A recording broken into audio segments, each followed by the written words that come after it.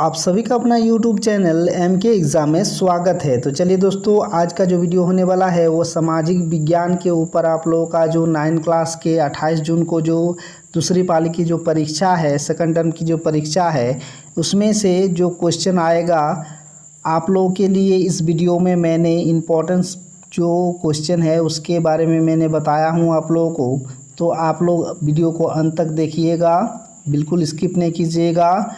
अगर आप लोगों को अच्छा लगे तो चैनल को सब्सक्राइब कर दीजिएगा, साथ ही साथ बेल के आइकन को भी दबा दीजिएगा और अपने दोस्तों के साथ शेयर कर दीजिएगा। तो चलिए पहला क्वेश्चन क्या दिया गया है देखते हैं। यहाँ पर पहला क्वेश्चन जो है वो इस प्रकार है, देख सकते हैं कि नास्तियों ने जनता पर पूरा नियंत्रण हासिल करने के लिए कौन कौन से तरीके अपनाए। ठीक है, तो इसका आंसर दीजिएगा इस प्रकार कि हिटलर ने लोकतांत्रिक शासन की रचना एवं संस्थानों को समाप्त करना शुरू कर दिया। ठीक है, एक नंबर। दूसरा नंबर, जर्मन संसद के हुए रहस्यमय अग्निकांड से उनका रास्ता आसान हो गया।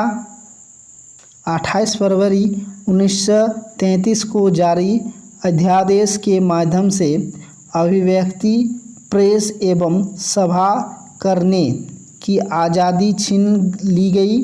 उसके बाद 3 मार्च 1933 को जर्मनी में प्रसिद्ध विशेषाधिकार अधिनियम के माध्यम से तानाशाही स्थापित कर दी गई। उसके बाद का है ट्रेड यूनियन पर पाबंदी लगा दी गई। उसके बाद जो दिया है देख सकते हैं, अर्थव्यवस्था, मीडिया, न्यायपालिका और सेना पर राज्य ने पूरी तरह से नियंत्रण स्थापित कर लिया।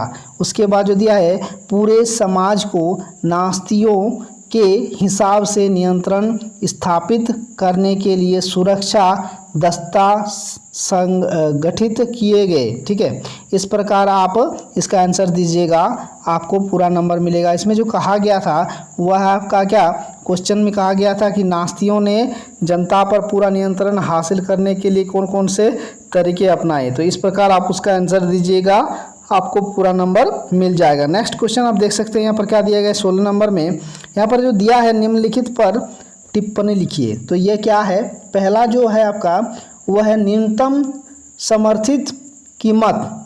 न्यूनतम समर्थित कीमत, न्यूनतम समर्थित मूल्य वह मूल्य होता है जो सरकार किसानों के लिए तय करती है। ठीक है, जब भारतीय खाद्य निगम अधिशेष उत्पादन वाले राज्यों के किसानों से गेहूं और चावल खरीदता है, तब किसान को उनकी फसल के लिए पहले से घोषित कीमत दी जाती है। यह इस मूल्य को न्यूनतम समर्थन मूल्य या कीमत कहा जाता है। ठीक है, उसके बाद बफर स्टॉक। बफर स्टॉक एक प्रणाली का योजना है जो अच्छी फसल के समय कीमतों को एक निर्दिष्ट सीमा से नीचे गिरने से रोकने के लिए स्टॉक खरीदती है और स्टॉक करती है। ठीक है, यह हो गया बफर स्टॉक। उसके बाद जो है आपका क्या है, निर्गम कीमत। निर्गम कीमत क्या होता है, जब सरकार द्वारा कमी वाले क्षेत्र में और समाज के गरीब वर्गों में बाजार कीमत से कम कीमत पर अनाज की वितरण किया जाता है, तब उसे क्या कहते हैं, कीमत को निगम कीमत कहते हैं। ठीक है, इस प्रकार आप इसका आंसर दीजिएगा। नेक्स्ट क्वेश्चन जो दिया है उस प्रकार है कि भारतीय संविधान में वर्णित मौलिक अधिकारों की व्याख्या करें। बहुत इंपॉर्टेंट क्वेश्चन है, इसको कर लीजिएगा अच्छा से।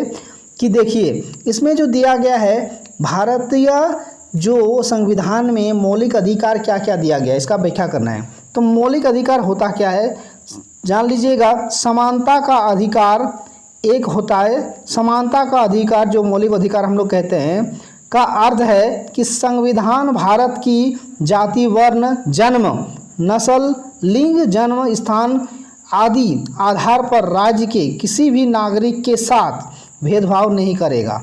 एक नंबर हो गया इसमें। उसके बाद दिया है कि स्वतंत्रता अधिकार स्वतंत्रता का अधिकार जो है, भारत के सभी नागरिक को विचार प्रकट करना, भाषण देने और तथा अन्य व्यक्तियों के विचार के प्रचार के स्वतंत्रता प्राप्त, शांतिपूर्ण और बिना किसी शस्त्रों के सभा, जुलूस या प्रदर्शन आयोजित करने की स्वतंत्रता प्राप्त करती है। ठीक है, उसके बाद दिया है कि शोषण के विरुद्ध अधिकार। शोषण के विरुद्ध अधिकार क्या है? इस अधिकार के तहत कोई भी व्यक्ति किसी का शोषण नहीं कर सकता, जैसा हरिजनों, स्त्रियों और भूमिहीन कृषकों का शोषण नहीं किया जा सकता। ठीक है, उसके बाद दिया 4 नंबर में धार्मिक स्वतंत्रता का अधिकार।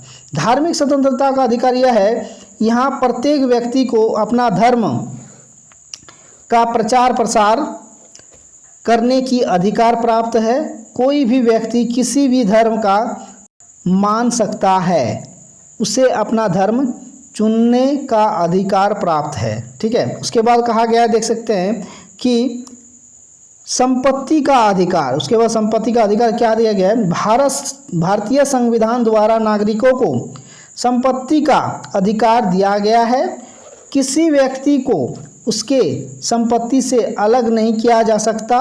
उसके बाद दिया गया, देखिए, सांस्कृतिक तथा शिक्षा संबंधी अधिकार।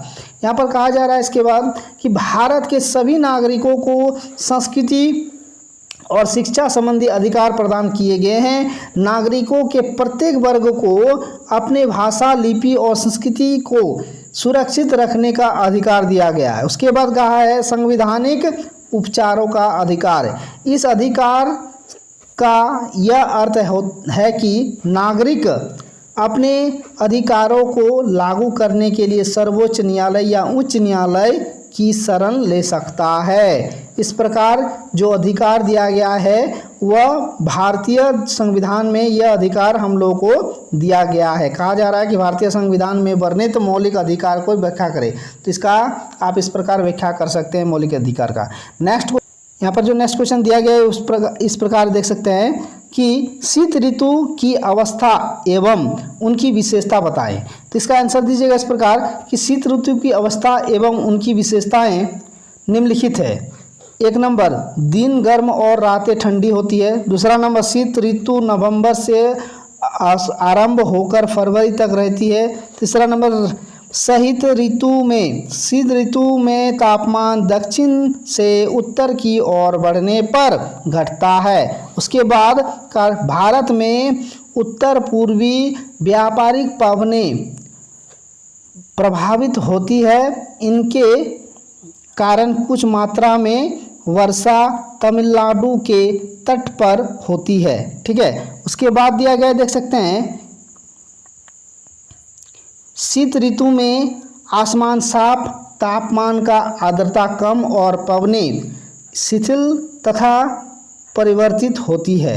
उसके बाद 6 नंबर में दिया है, यह कम दाब वाली प्रणाली भूमध्य सागर के ऊपर उत्पन्न होती है तथा भारत में प्रवेश करती है।